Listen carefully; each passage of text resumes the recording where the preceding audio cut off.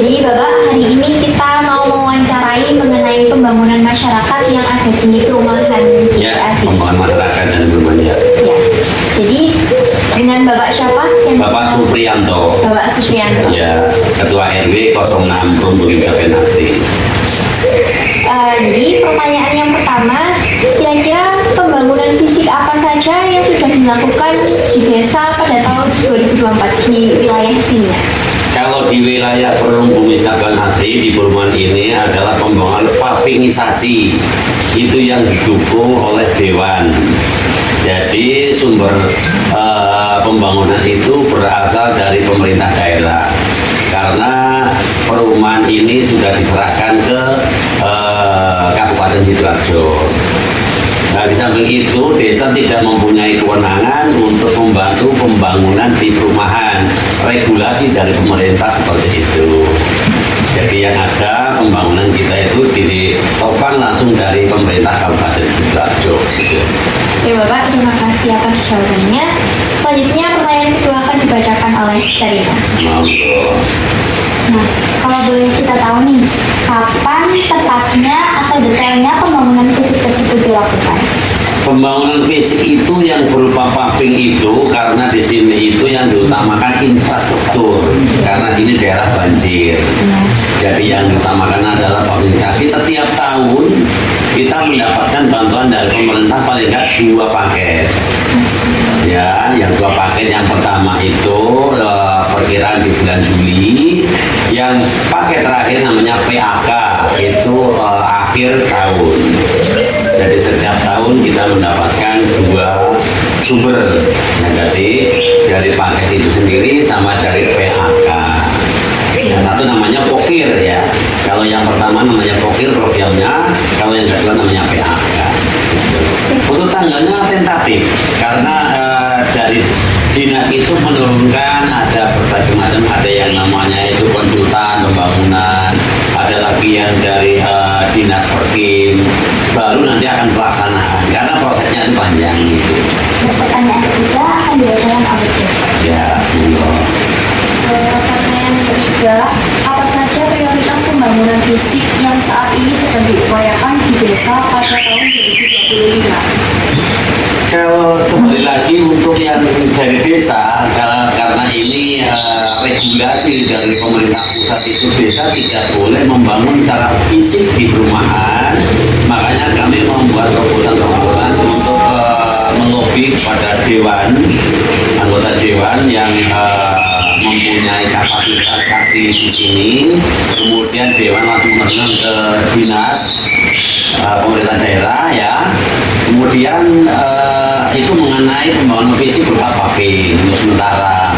Kalau nanti paving sudah selesai, kita bisa menginjak lagi ke penerangan jalan, gitu ya. Nah, kemudian untuk yang program di wilayah perumahan sendiri, program RW sendiri, itu banyak sekali yang sudah dilaksanakan. Yang sekarang ini sedang dibangun adalah lapangan poli. Ya, lapangan poli ada pemagaran lapangan poli.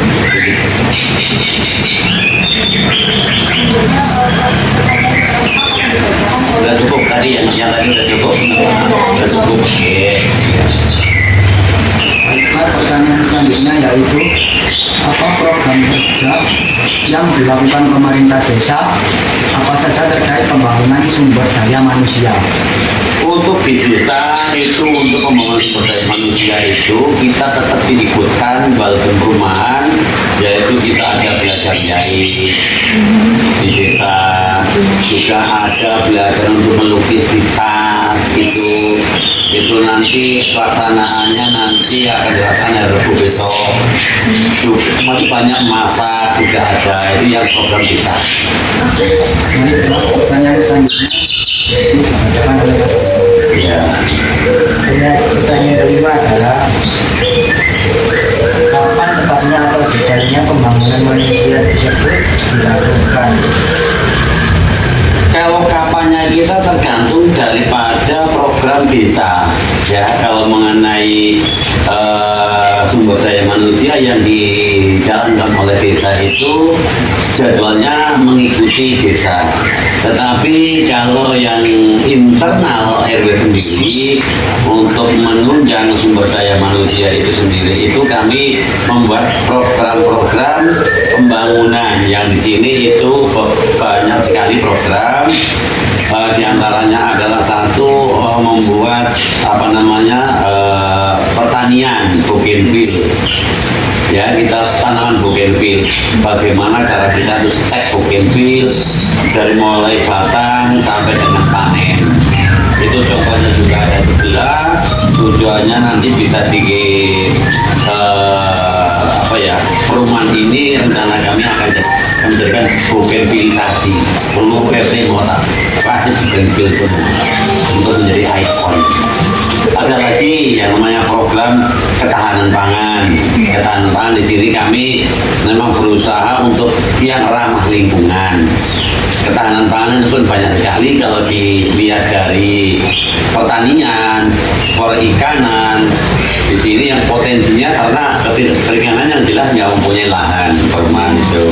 Kalau peternakan jelas mengganggu lingkungan, pertanian nggak punya lahan. Jadi kita membuat terobosan, membuat kolam belut, ya, kolam belut, budidaya belut. Nah, mulai dari kita membuat medianya, kemudian apa saja medianya, kemudian harus berapa lama nunggu fermentasi, seperti itu. Jadi sampai dengan penanaman belut itu sendiri. Pertanyaan selanjutnya akan dibacakan oleh Kaisya. Ya. Untuk pertanyaan selanjutnya, apakah ada program-program pelatihan atau pemberdayaan masyarakat yang telah dilaksanakan? Untuk program pelatihan itu biasanya karena RW ini sendiri itu membuat istilahnya itu sistem. Bagaimana sistem organisasi antara RW dan RT itu menjadi satu, kompak, satu suara, satu tujuan, yaitu sesuai dengan visi dan misi daripada RT dan RW di perumahan ini, yang jelas membangun lingkungan yang lebih baik.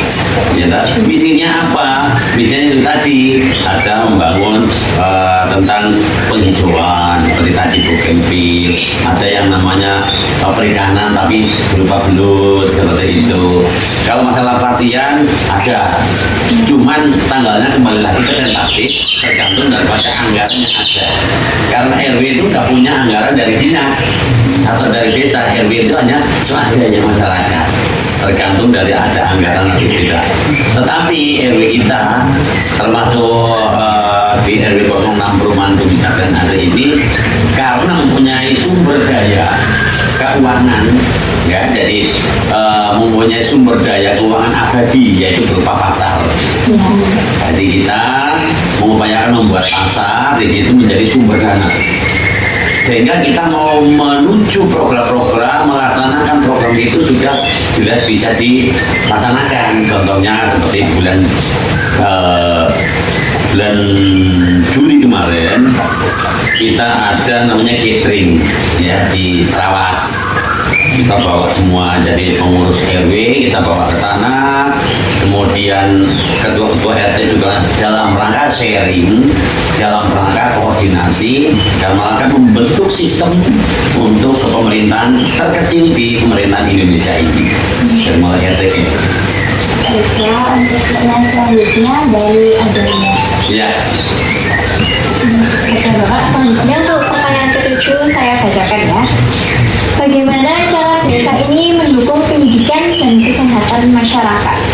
Kalau dari desa itu mendukung kesehatan masyarakat, terutama bukan hanya di perumahan saja, kalau desa itu ya, itu juga ada namanya kader posyandu, kader lansia, itu yang dilaksanakan sesuai jadwal yang sudah ada dari pemerintah desa. Di samping insidentil, kalau di perumahan ini memang ada yang namanya program darurat. Seperti kemarin banjir, itu ada penanganan darurat kesehatan. Kemudian kita bisa mendukung sedikit bukan konsumsi lah istilahnya itu sembako kecil-kecilan tapi seperti itu. jadi karena di sini tadi kembali lagi kita mempunyai 3 nakes, yaitu 2 nakes yang 1 dengan dokter. Itu untuk di program kesehatan. Dan itu insidental.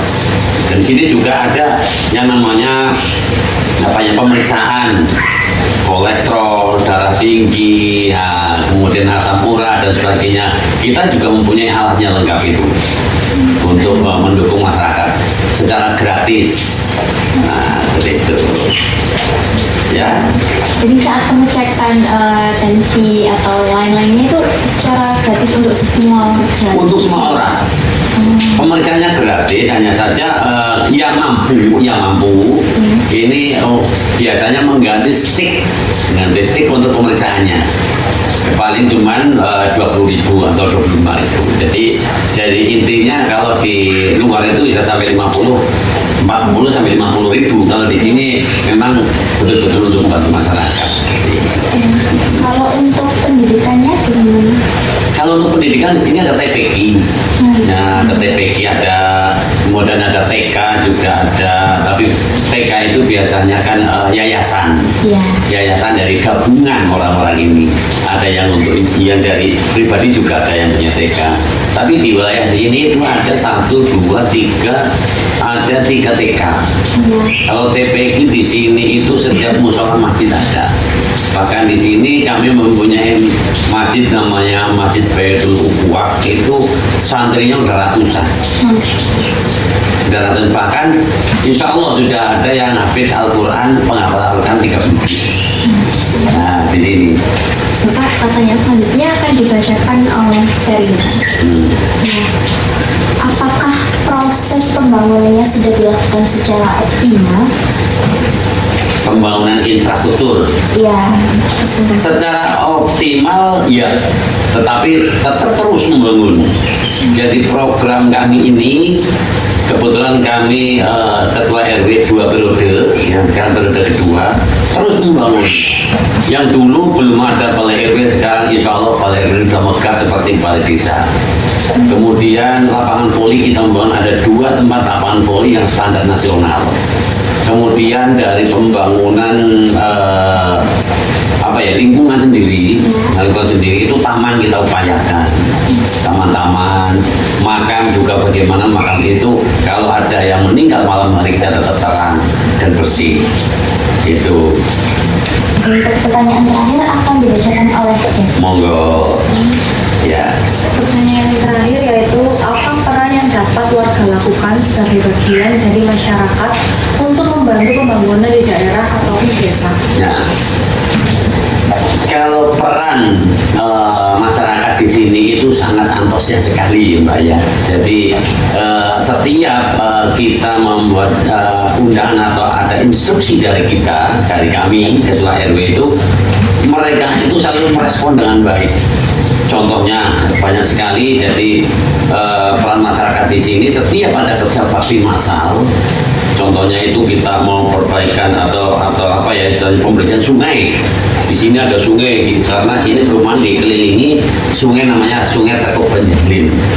Itu kalau kita atau RW sudah menginstruksikan kepada warganya, minimal 1 RT itu 5 orang, itu mengeluarkan personilnya 5 orang.